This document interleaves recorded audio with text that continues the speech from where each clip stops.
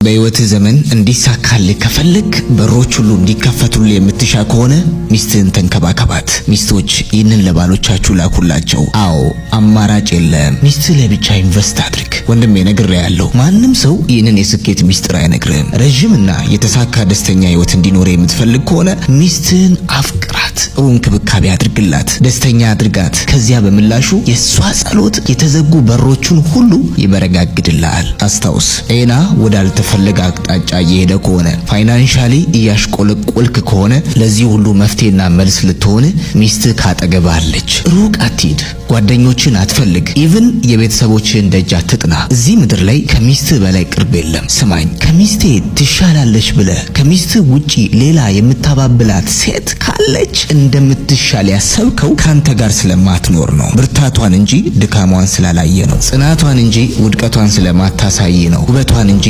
አስቀያሚነቷን ቤቷ ገብተህ ስላልተመለከትክ ነው። ወንድሜ ሚስት ላይ ብቻ ኢንቨስት አድርግ። ሚስቶች ይህንን ቪዲዮ ለባሎቻችሁ ላኩላቸው። አንቺ ነጠላ ሴት አላጤ፣ አንቺም ለፍቅረኛሽ ላኪለት።